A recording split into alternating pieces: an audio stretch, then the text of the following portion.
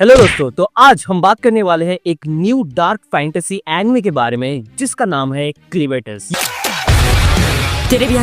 ये एनिमे जुलाई 2025 में ही रिलीज हुई है और ये एनिमे इस समर का बहुत ही बड़ा एक स्लीपर हिट बन रहा है। तो आज इस वीडियो में मैं आप लोगों को बताऊंगा कि इस एनिमे में क्या खास है और क्या यूनिक है।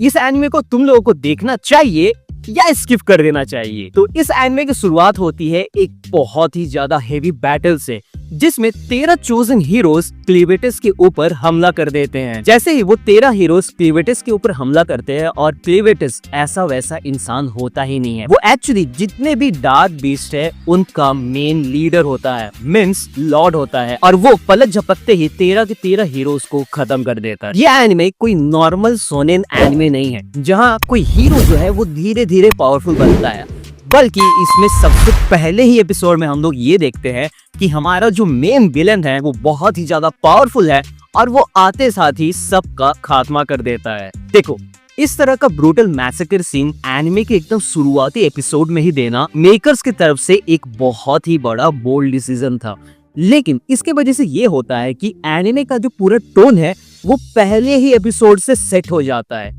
पूरी तरह से brutal, dark, violent, intense and unapologetically dark हो जाता है। अब आप जब इन सीन्स को देख के ये सोच रहे होंगे ये तो एक टिपिकल डीमन स्टोरी होने वाली है, लेकिन उसी समय एक बहुत ही बड़ा ट्विस्ट आता है। इन सारे केओस के बीच में क्लीवेटस को एक बच्चा मिलता है और उसके सामने जो इंसान मर रहा होता है वो क्लीवेटस को बोलता है कि इस बच्चे का ध्यान रखना, और सरप्राइजिंगली जो बीस्ट लॉर्ड होते हैं वो इस बच्चे के बागडोर को संभाल लेते हैं और इसे पालने के लिए रेडी हो जाते हैं। और ये मोमेंट बहुत ही ज्यादा सरल था, क्योंकि जिस बीस्ट ने अभी अभी पूरे के पूरे सिटी को तबाह किया है वो एक बच्चे को बचाने के लिए कैसे मान गया। और इसी जगह पे हमारा जो मेन कैरेक्टर है वो हम सभी का दिल जीत लेता, क्योंकि वो उस बच्चे को लेता तो है बल्कि मारने के लिए नहीं, लेकिन उसे प्रोटेक्ट करने के लिए।